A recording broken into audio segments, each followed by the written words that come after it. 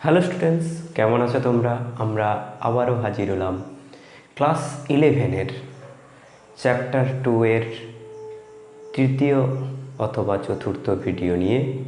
সেই ভিডিওতে আমরা ত্রুটির পরিমাপ বা ত্রুটির হিসেব কিভাবে করা যায় সেটা নিয়ে আলোচনা করব।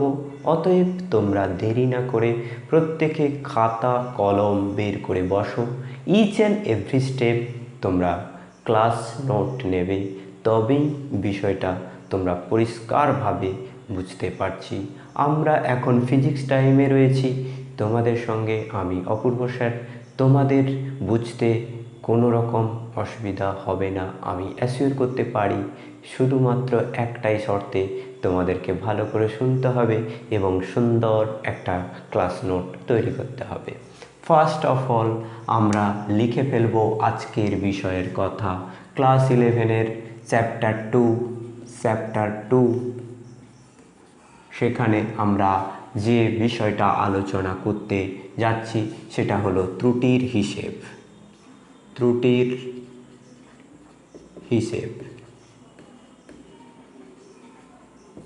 Calculation of error. ত্রুটির হিসেব আমরা করব কেন বাবা? ত্রুটি তো না হলেই ভালো, তার আবার আমরা হিসেব করতে যাব কেন? হে, তুমি আমাকে প্রশ্ন করো। ইয়েস, ত্রুটি হিসেব করব কেন না, আমরা যে মানটা পেলাম সেটা কতটা অ্যাকুরেট পেলাম। অর্থাৎ আমি ধরো গ্র্যাভিটেশনাল অ্যাক্সিলারেশন মেজারমেন্ট করতে যাচ্ছি একটা পরীক্ষার সাহায্যে, একটা সিম্পল পেন্ডুলামের সাহায্যে। সিম্পল পেন্ডুলামের পর্যায়কাল যেহেতু তার কার্যকর দৈর্ঘ্যের উপর ডিপেন্ড করে এবং সেখানে জি এর একটা রিলেশন আছে, সেখান থেকে আমরা কিন্তু ওই পরীক্ষার সাহায্যে অর্থাৎ দোলকের সাহায্যে আমরা একটা সরল দোলক ব্যবহার করে এল এবং টি এর মধ্যে সম্পর্ক বানিয়ে, অর্থাৎ এল কত নিলে টি কত হচ্ছে, এই রিলেশন দেখে জি এর মান নির্ণয় করতে পারি। সেক্ষেত্রে বিভিন্ন কারণে আমার এরর আসতে পারে। সুতোর দৈর্ঘ্য মাপতে গিয়ে এরর আসতে পারে, যখন বলটা দুলছে সেই দোলার সময়টা যখন আমি স্টপওয়াচ স্টার্ট করছি সেই স্টার্ট করতে গিয়ে আমার সময় লেগে যেতে পারে প্রাথমিকভাবে। আর কি হতে পারে না, আবার বন্ধ হওয়ার সময়ও অসুবিধা হতে পারে। স্টপওয়াচ বন্ধ করা, চালু করা এবং সেখান থেকে সঠিকভাবে পাঠ নেওয়া, এই সমস্ত ক্ষেত্রে ত্রুটি এসে যেতে পারে। এই কারণে আমরা কি করি, একবার করলে ত্রুটি আসতে পারে, আমরা বারবার করে থাকি। যে মানটাতে দেখছি একটু অ্যাবস্ট্রাক্ট এসছে, অর্থাৎ আগের এবং পরের মানগুলোর সঙ্গে কোনো মিল নেই, সেই মানটাকে আমরা ছুঁড়ে ফেলে দিই যে নিশ্চয়ই এখানে কিছু আমাদের গাফিলতি হয়েছে। কিন্তু বেশিরভাগ মান যখন একই আসছে তখন আমাদের মধ্যে বিশ্বাস জাগে যে না, আমরা পরীক্ষাটা সঠিকভাবে করছি। তার জন্য আমাদের গ্রাফের প্রয়োজন হয়। আমরা কি করি, এরকম একটা গ্রাফ নিই, এল আর এইদিকে টি স্কোয়ার, এইরকম করে একটা গ্রাফ সেখানে পাই। সেখানে এই গ্রাফটা করতে গিয়ে দেখি যে সব বিন্দু দিয়ে কিন্তু এই রেখাটা যায় না, বিভিন্ন বিন্দু ওই রেখাটা আমরা পাই না, অর্থাৎ এইগুলো একটু একটু করে ত্রুটি আছে। মোটামুটি মাঝামাঝি দিয়ে এটা টান, এটাই হলো এক্সপেরিমেন্ট আর এটাই হলো বাস্তব ঘটনা যে সবসময় অ্যাকুরেটলি মেজারমেন্ট করা কখনোই কোনোভাবে সম্ভব নয়।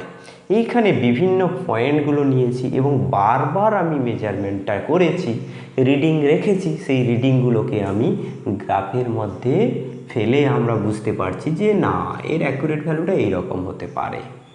আমরা প্রিভিয়াস ভিডিওতে বলেছি যে অ্যাকচুয়াল ভ্যালু যে সঠিক মান, একটা রাশির সঠিক মান কেউ কোনো দিন সঠিকভাবে নির্ণয় করতে পারব না। কিন্তু একটা দৈর্ঘ্য 1.5 সেন্টিমিটার সেটা কারোর 18 সেন্টিমিটার এলো বা 301 সেন্টিমিটার হলো, সেটা একেবারেই কাম্য নয়, সেটা কখনো হয় না। অনেকবার মেজারমেন্ট করলে এর কাছাকাছি আসবে। অ্যাকচুয়াল ভ্যালু যদি 1.5 সেন্টিমিটার হয়, যেটা আমি ডিটারমাইন করছি যে ভ্যালুটা, সেটা 1.49 আসতে পারে, 1.48 আসতে পারে।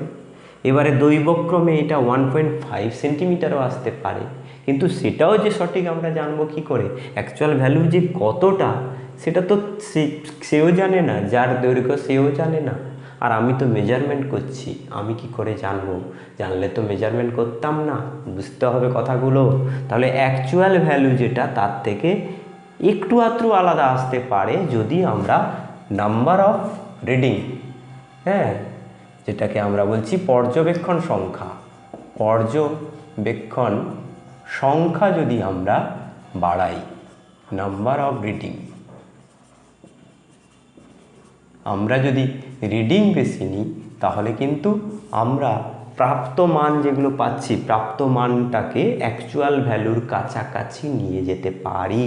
তার জন্য আমাদেরকে কি করতে হয় না, ধরো পর্যবেক্ষণ সংখ্যা 1, 2, 3, 4, 5, এই 5টা পর্যবেক্ষণে আমরা একটা দৈর্ঘ্য পরিমাপ করছি। সেক্ষেত্রে সেই দৈর্ঘ্যটার মান x1 প্রথম মেজারমেন্টে হলো 5.12, x2 দ্বিতীয় মেজারমেন্টে আবার পেলাম 5.11, তৃতীয় মেজারমেন্টে পেলাম 5.13, চতুর্থ মেজারমেন্টে পেলাম 5.13 সেন্টিমিটার, সেন্টিমিটারই থাকুক, সবগুলোই আমরা দৈর্ঘ্য দিয়ে বোঝার চেষ্টা করব। x4 ইকুয়ালস টু, ওইটা পেলাম আমরা 5.10 সেন্টিমিটার। x5 ইকুয়ালস টু আমরা পেলাম 5.14 সেন্টিমিটার। এইরকম আমরা যে ভ্যালুগুলো পেলাম, সেই ভ্যালুগুলো সবগুলো যোগ করে নাম্বার অফ অবজারভেশন দিয়ে যদি আমি ভাগ করি, তাহলে যে মান পাই সেটাকে আমরা বলি গড় মান বা মিন ভ্যালু। এই যে ভ্যালুগুলো, এগুলো কি? এগুলো সব হচ্ছে প্রাপ্ত মান, এগুলোকে বলা হয় প্রাপ্ত মান। এগুলো হচ্ছে রিডিং, যে রিডিংগুলো আমরা পেলাম, বা প্রাপ্ত মান, বা এটাকে বলা হয় র ডাটা, এটাকে বলা হয় র ডাটা। এই ডাটাগুলো আমরা পেয়েছি। এবার এই র ডাটাকে নিয়ে আমরা কি করব? এর গড় করব। সেই গড়টাকে বলা হয় যে গড় মান, গড় মান বা অ্যাভারেজ ভ্যালু, অ্যাভারেজ ভ্যালু, বা আরেকটা ভালো কথায় বলা হয় মিন ভ্যালু। এই গড় মান পাবো কি করে?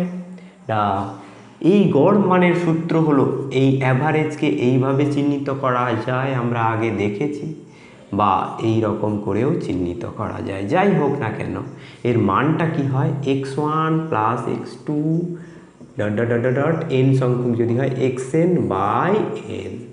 যতগুলো আমি পর্যবেক্ষণ, এখানে 5টা নিয়েছি, 10টা নিতে পারি, 100টা পর্যবেক্ষণ নিতে পারি, তখন আমরা 100টা ভ্যালু যোগ করে 100 দিয়ে ভাগ করব। আপাতত আমি এখানে যে গড় মানটা পাবো সেটা কত হবে? না, এইগুলো যোগ করব। 5.5.12, 5.11, 5.11, 5.13, 5.10, 5.14 বাই 5। তাহলে এটা কত হবে? দেখো 5, 5, 5, 5, এগুলো হচ্ছে 25 হয়ে যাবে, আর এখানে 10, 14, 24, 37, আর 10 48, আর এখানে 12, 60, তাহলে হবে 25.60।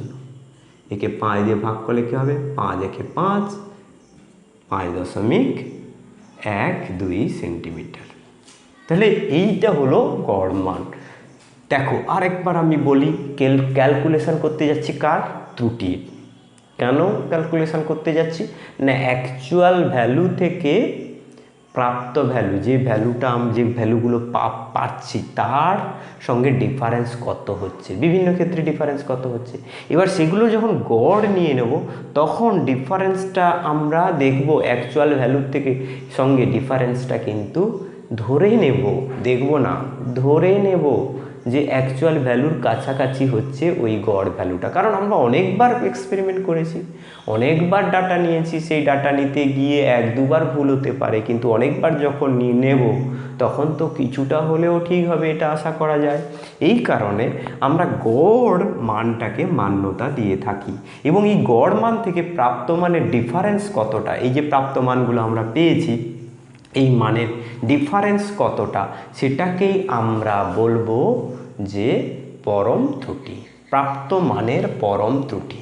এই ত্রুটিগুলো আমরা এবার বের করব যে এইটা হলো প্রাপ্ত মান, এখানে এটাকে লিখব প্রাপ্ত মান, তারপরে লিখব গড় মান। প্রাপ্ত মান এটাকে এক্স দিয়ে লিখছি, আর গড় মান হচ্ছে এক্স মিন। গড় মান এক্স মিন, এখান থেকে আমি কি পাবো, এগুলো সবগুলো থেকে এখানে মাঝখানে লিখব এক্স মিন কত পেলাম না, এগুলো সবগুলোর গড় করে আমরা পেয়েছি 5.12 সেন্টিমিটার।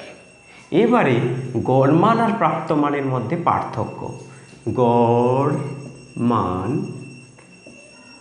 ডিফারেন্স উইথ প্রাপ্ত মান। এবারে তোমরা ক্লাস 11 যেহেতু আমি এটা একটু এক্সপ্লেন করে দিই, হয়তো তোমরা জানো যে এই ডিফারেন্স এখন একটু বাঁকা করে, বিয়োগ চিহ্ন না দিয়ে আমি বাঁকা করে আঁকবো, তখন এদের বিয়োগফলের পরম মানটা আমি নেব, অর্থাৎ প্লাস মাইনাস এখানে রাখবো না। গড় মান থেকে প্রাপ্ত মানের যে বিয়োগফল তার যে পরম মান, অর্থাৎ ডিফারেন্স, এই মানের থেকে এই মানের ডিফারেন্স, ধরো এটা 1 এটা 2, তাহলে আমি ডিফারেন্সটা কত, -1 লিখবো না, 1ই লিখবো, কারণ একে ডিফারেন্স বলেছি। -1 এলেও তার মড নিয়ে যেটা আসে সেটাই হলো তার ডিফারেন্স।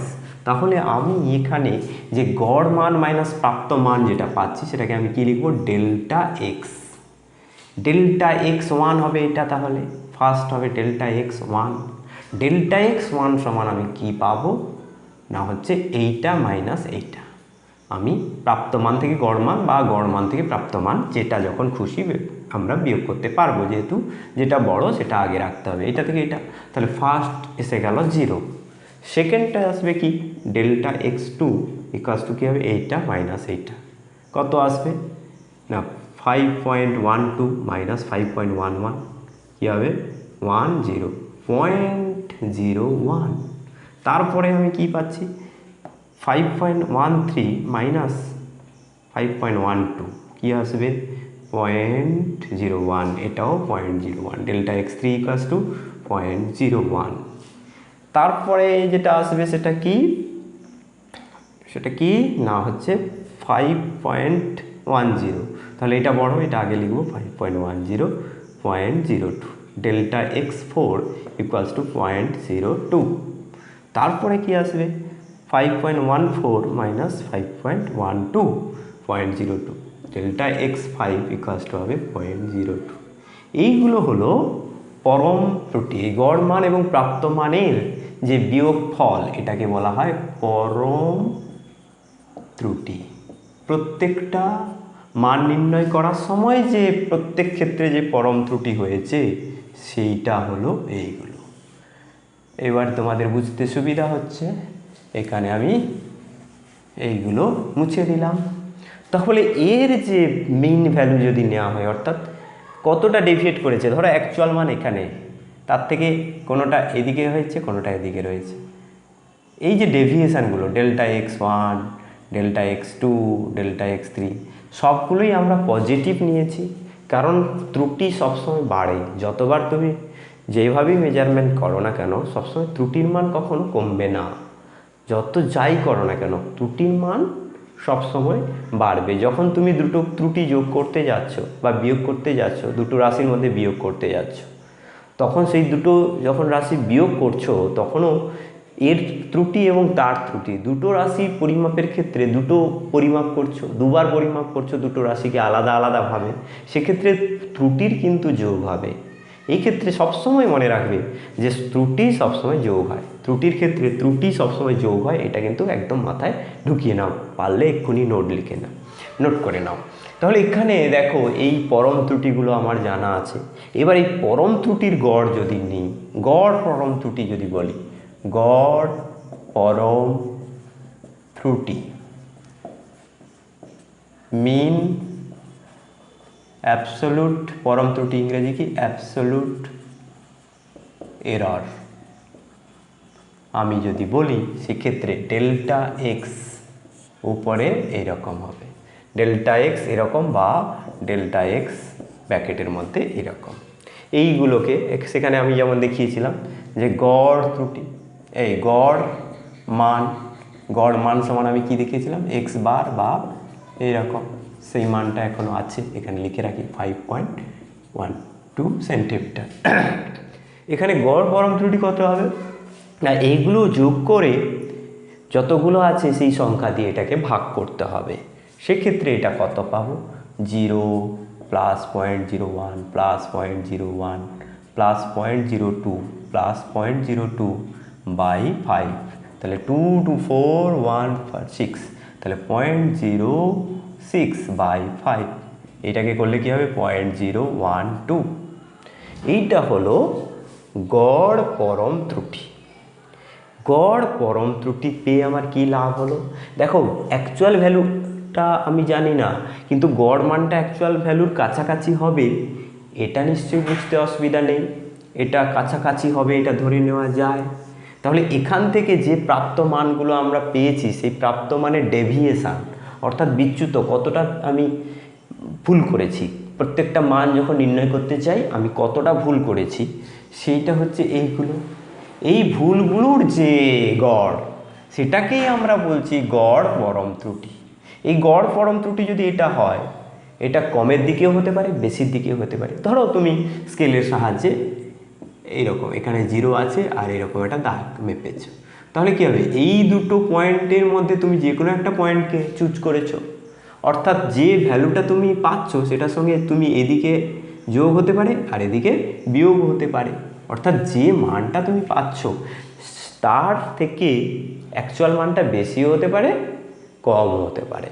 কত বেশি বা কত কম হতে পারে না, এইটা বেশি বা এটা কম হতে পারে। তাহলে গড় মানের সঙ্গে এটা আমি যুক্ত করলে যে মানটা পাবো সেটা অ্যাকচুয়াল ভ্যালু হতে পারে, বা বিয়োগ করলে যেটা পাবো সেটাও অ্যাকচুয়াল ভ্যালু হতে পারে, কিন্তু কোনোটাই অ্যাকচুয়াল ভ্যালু নয়, ওই রেঞ্জের মধ্যে অ্যাকচুয়াল ভ্যালুটা আছে বলে ধরা হবে।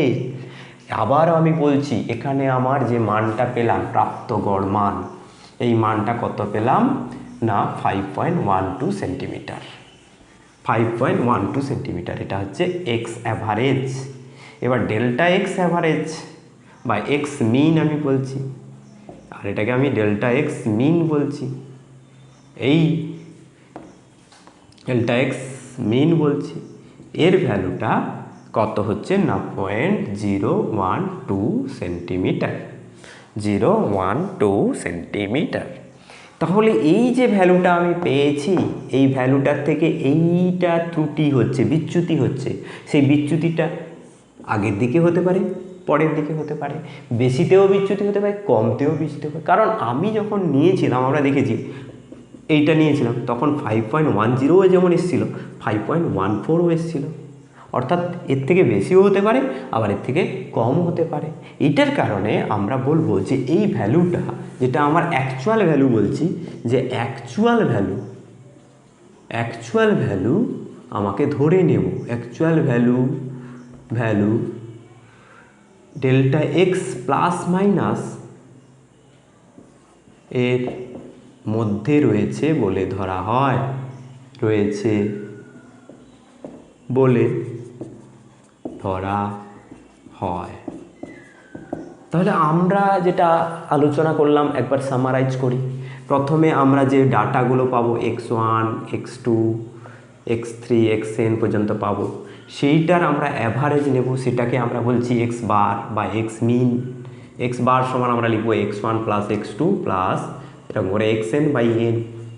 এবারে কি করব, এইখান থেকে আমরা প্রত্যেকটা ডাটার যে ভ্যালু সেটা বাদ দেবো, ডেল্টা এক্স পাবো, delta x1 delta x2 delta x2 delta x3 এরকম করে ডেল্টা xn পাবো। তার গড় নিলে যেটা পাবো সেটা হচ্ছে ডেল্টা এক্স বার, সেটাকে আমরা লিখবো delta x1 plus delta x2। এটা নিশ্চয়ই আর বুঝতে অসুবিধা হচ্ছে না তোমাদের, এরকম করে আমি ডেল্টা এক্স এন পর্যন্ত নেব বাই এন। এইটা দিয়ে ভাগ করে যেটা পেলাম সেটাকেই আমরা বলছি এইটা। এবার আমরা বলছি যে অ্যাকচুয়াল ভ্যালুটা কত কেউ জানে না, যার ভ্যালু সেও নিজে জানে না বলেছি। তাহলে এর মধ্যে রয়েছে, অর্থাৎ এইটা যখন প্লাস করব এটা থেকে বেশি হবে, আর এটা যখন মাইনাস করবো এটা থেকে কম হবে, এর মধ্যে রয়েছে বলে ধরবো। অর্থাৎ আমরা বলবো এখানে যে ভ্যালুটা ডেল্টা এক্স এখানে কি হবে 5.12, ডেল্টা এক্স নয়, এটা হচ্ছে এক্স মিন, আর এটা হচ্ছে ডেল্টা এক্স মিন কী হবে 0.012 সেন্টিমিটারের মধ্যে রয়েছে। অর্থাৎ অ্যাকচুয়াল ভ্যালু এখানে যে লেন্থটা আমরা মেজারমেন্ট করতে যাচ্ছিলাম তার অ্যাকচুয়াল ভ্যালু কী হবে 5.12 মাইনাস 0.012, তাহলে কী হবে 801, আর এটা হবে 5, আর এখানে এটাকে যোগ করলে কী হবে 5.120 প্লাস 0.012 231 5.132, এই দুটো ভ্যালুর মধ্যে থাকবে। অর্থাৎ নির্ণেয় রাশির প্রকৃত মান, যেটাকে আমরা অ্যাকচুয়াল ভ্যালু বলছি, প্রকৃত মান কি হবে না 5.108 সেন্টিমিটার থেকে 5.132 এর মধ্যে রয়েছে বলে ধরতে হবে। কেমন? এইটা হলো উত্তর। তোমাকে একটা প্রবলেম দিল যেখানে ডাটাগুলো দেওয়া হয়েছে, সেখান থেকে তোমাকে এটা বের করতে হবে। আচ্ছা ঠিক আছে, তুমি একটা জাস্ট আরেকটা তোমার বোঝার জন্য আরেকটা তোমাকে টাস্ক দিই, সেই টাস্কটা তুমি এক্ষুনি করে ফেলো। ধরো একটা জিনিসের ভ্যালু এসছে 30.1 গ্রাম, 30.2 গ্রাম, 30.3 গ্রাম, 30.0 গ্রাম, 30.4 গ্রাম, এরকম এসছে। এবারে এইটা ধরো x1, x2, x3, x4, x5, এরকম 5টা ভ্যালু তুমি পেয়েছো। এগুলো হচ্ছে প্রাপ্ত ভ্যালু, এগুলোকে কি বলা হচ্ছে প্রাপ্ত ভ্যালু। এবারে তুমি কি করবে এক্স মিন কত পাবে, এক্স মিন সমান হবে না এগুলো যোগফল x1, x2, x3, x4 plus x5 by 5, তাহলে কি হবে 30.1, 30.2, 30.3 প্লাস 30 প্লাস 30.4 বাই 5। এটা করলে কত হবে 30 30 30 30 করে 150 হলো, 151 হতে পারে, দেখা যাক 2 1 3 3 6 4 10, না এখানে 10 হয়ে গেছে, তার মানে একটা 151.0, 4 3 7 2 9 1 10 বাই 5, তাহলে কি হবে 30.2। অ্যাকচুয়াল এখানে মিন এক্স মিন ভ্যালুটা এলো এইটা। এবারে আমি কি করব ডেল্টা এক্স বের করব। ডেল্টা এক্সগুলো কী হবে না এই 30.2 থেকে এটা বাদ যাবে।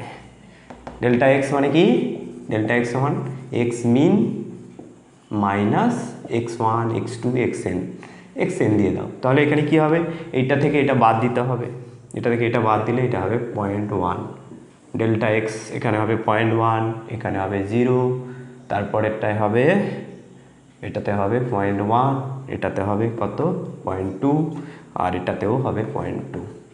অর্থাৎ এখানে ডেল্টা এক্স মিনটা কত পাবো, delta x min equals to আমরা পাবো 0.1 plus 0 plus 0.1 plus 0.2 plus 0.2 by 5, 2 2 4 5 5 6, 0.6 by 5, তাহলে হবে 0.12। তাহলে এই যে ভ্যালুটা আমরা পেলাম এক্স মিনের সঙ্গে আমি এইটা যোগ করব একবার, বিয়োগ করব একবার। 30.2 হলো এক্স মিন, আর ডেল্টা এক্স মিন, ডেল্টা এক্স মিন একটু তাড়াহুড়ো করা হয়ে যাচ্ছে, এক্স মিন সমান হলো 30.2 গ্রাম, আর ডেল্টা এক্স মিন সমান আমি কী পাবো পেয়েছি 0.12 গ্রাম। অতএব x minus delta x min কত পাবো, এটা থেকে এটা বাদ দেবো, 20 থেকে 12 বাদ দিলে 0.8, 30.08 gram. Delta x plus delta x min কত পাবো না এখানে এইটার সঙ্গে এটা যোগ করলে 30.32 গ্রাম।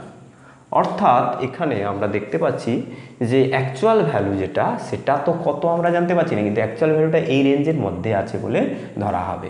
অর্থাৎ প্রকৃত ভর 30.08 গ্রাম 30.08 গ্রাম থেকে 30.32 গ্রাম এর মধ্যে রয়েছে বলে ধরা হবে এই হলো গিয়ে পরম ত্রুটির হিসেব। এবারে আমরা আপেক্ষিক ত্রুটির কথা বলবো, আপেক্ষিক ত্রুটির হিসেব বা শতকরা ত্রুটি। তাহলে পরম ত্রুটি আমরা জানলাম, এবারে আমাদেরকে যেটা করতে হবে সেটা হলো আপেক্ষিক ত্রুটি, রিলেটিভ এরর বা হচ্ছে শতকরা ত্রুটি যেটাকে আমরা বলছি পার্সেন্টেজ এরর। আপেক্ষিক ত্রুটি কি না, এই যে যেটা আমরা গড় মান পেয়েছি বা এটাকে আমরা এক্স মিন বলছি, সেখান থেকে আমরা ম্যাক্সিমাম ডেভিয়েশন বলছি ডেল্টা এক্স বার বা ডেল্টা এক্স মিন। এই দুইয়ের যে অনুপাত, অর্থাৎ আমার অ্যাকচুয়াল ভ্যালু থেকে কতটা ডেভিয়েট করছে তার যে অনুপাত, সেটাকেই আমরা বলছি আপেক্ষিক ত্রুটি বা রিলেটিভ ত্রুটি। তার সঙ্গে 100% দিয়ে গুণ করে দিলে আমরা ফ্র্যাকশন যেমন পাই, এক মানে 100%, হাফ মানে 50%, 1/4 মানে 25%, 3/4 মানে 75%। সেই আপেক্ষিক ত্রুটিকে যখন আমরা পার্সেন্টেজ দিয়ে প্রকাশ করছি তখন সেটাকে আমরা শতকরা ত্রুটি বলছি। তাহলে এই আপেক্ষিক ত্রুটি ভ্যালু কত না, রিলেটিভ এরর ইকুয়ালস টু হচ্ছে delta x min by x min, just এইটা। আর শতকরা ত্রুটি যেটাকে আমরা বলছি পার্সেন্টেজ এরর সমান আমরা কি করব, delta x min by x min into 100%। এই হলো রিলেটিভ এরর বা আপেক্ষিক ত্রুটি। আমরা বিভিন্ন রাশি যখন পরিমাপ করতে যাব তখন সেক্ষেত্রে এই রিলেটিভ এররটা ইম্পর্টেন্ট, কারণ আমরা কতর মধ্যে, ধরো 100 গ্রাম আমি সোনা কিনতে গেছি, তার মধ্যে আমি যদি 0.001 গ্রাম ঠকি তাতেও কিন্তু আফসোসের ব্যাপার। কিন্তু আমি যদি 1 কিলো মুড়ি কিনতে যাই, যদি 1 গ্রাম মুড়ি কম থাকে বা 2 গ্রাম মুড়ি কম থাকে, সেখানে অতটা আফসোস করার কিছু নেই। তাহলে কত গ্রামে কতটা, আমি একটা জিনিসের উদাহরণ দেওয়া আমার উচিত ছিল, এটা ভুল করেছি, সরি। দেখো আমি আরেকটা কথা বলি, ধরো আমি একটা বড় একটা মেলা হবে, তাতে ডাল কেনা হচ্ছে, তার 1 কুইন্টাল ডাল লাগবে। 1 কুইন্টাল ডাল কিনতে গিয়ে যদি সেখানে 500 গ্রামের হেরফের হয়ে যায়, সেখানে তোমার এই যে আপেক্ষিক ত্রুটি সেটা যা ভ্যালু আসবে, আর 500 গ্রাম তুমি ডাল কিনতে গেছো, সেখানে যদি তোমার 400 গ্রাম কি 300 গ্রাম হেরফের হয়ে যায়, সেখানে আপেক্ষিক ত্রুটি কত আসবে বুঝতেই পারছো, অনেক ফারাক হবে। এই কারণে আপেক্ষিক ত্রুটিটা ভীষণ ভীষণ গুরুত্বপূর্ণ, কারণ যে আপেক্ষিক ত্রুটির সাহায্যে তুমি বুঝতে পারবে যে একটা রাশিকে পরিমাপ করতে গিয়ে তোমার ত্রুটি ঠিক কতটা হেরফের হচ্ছে।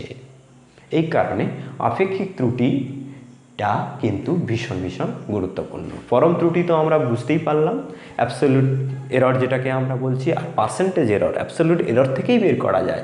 সেখান থেকে আমরা বুঝতে পারি যে আমার অ্যাকচুয়াল ভ্যালু থেকে ওটা কত পার্সেন্ট ঠিক ডেভিয়েট করছে।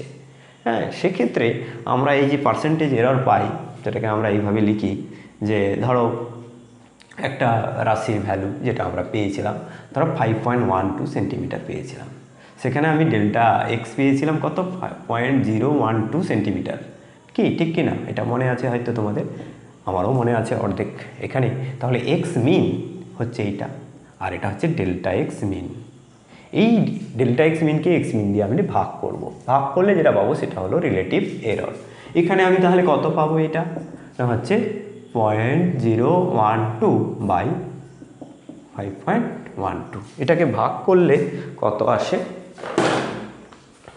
এটাকে ভাগ করলে আসে 0.012 ভাজিত 5.12 সমান এখানে আসে 0.0023, এটা আসে ইন্টু 100 করে দিলে পার্সেন্টেজ এরর এসে যাবে, সেটা আসবে এই পার্সেন্টেজ এররটা আসবে 0.234, আমি 2-3 পর্যন্ত লিখেছি, এখানে 2-3%। তাহলে এখানে বুঝতেই পারছি যে এররটা কত, 1%, 2%, 3%, 5%।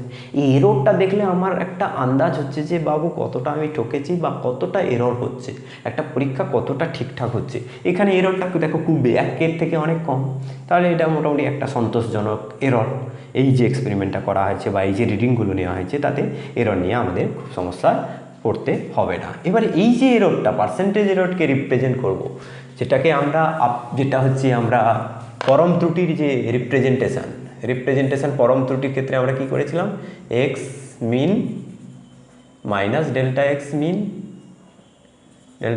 মিন থেকে x min plus delta x min পর্যন্ত ভ্যালুটা আছে বলে ধরে নিয়েছিলাম। আর এখানে পার্সেন্টেজ এররের সঙ্গে যখন পার্সেন্টেজ এরর লিখব তখন একটা ভ্যালু আমি যখন লিখব যে আমার এইটা ধরো 5.12 প্লাস মাইনাস 0.23%, এইভাবে লিখ। এইটা হচ্ছে x equals to x actual বা এক্সের মান, এইরকম করে লিখবো সেন্টিমিটার। এবার এটাকে আরও ভালো করে লিখলে যে 23% যখন আমি বলছি তখন আমি কি বলবো, আবারও দেখবো সেটাতেই ফিরে আসবো। দেখো 5.12 ইন্টু 0.23%, মানে ওর সঙ্গে আরও 100 দিয়ে গুণ করে 100 দিয়ে ভাগ করতে হবে। তাহলে এটা আসবে এইটা 5.12 মাইনাস আমি কি করব 5.12 ইন্টু 0.0023, এইটা করলে যেটা আসবে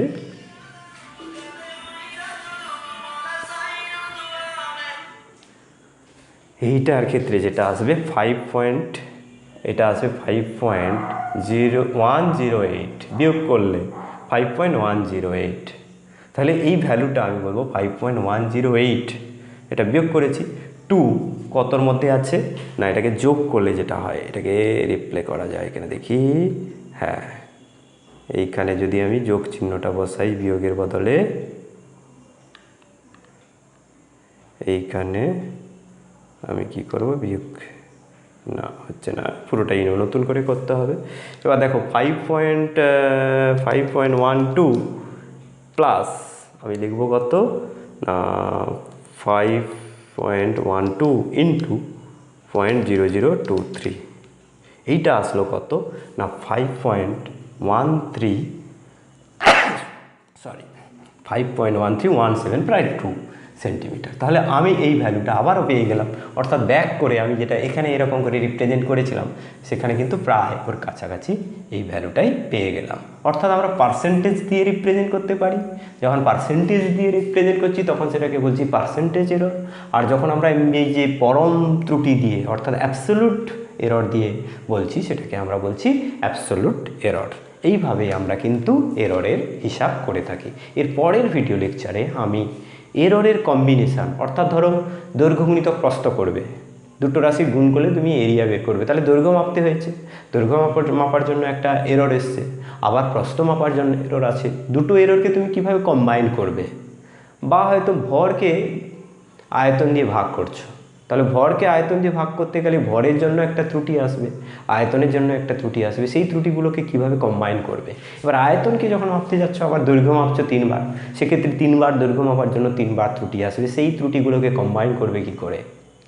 এরকম ধরো রোধের শ্রেণী সমবায়, সেখানে তুমি দুটো রোধকে যোগ করছো, দুটো রোধকে যখন পরিমাপ করছো, দুটো রোধকে আলাদা আলাদা পরিমাপ করতে হচ্ছে, তখন দুটো রোধের ক্ষেত্রে তোমার ত্রুটি এসছে আলাদা আলাদা, সেই দুটো ত্রুটিকে তুমি কিভাবে কম্বাইন করবে, যোগ বিয়োগ গুণ ভাগ, এই সমস্ত ক্ষেত্রে যে এররের কম্বিনেশান অফ এরর নিয়ে আমরা পরের ভিডিওতে আলোচনা করব। আপাতত তোমরা এটা বুঝেছো, সুন্দর করে নোট তৈরি করো, লিখে প্র্যাকটিস করো, দেখবে কোনো সমস্যা হওয়ার কথা নয়। Wish you all the best.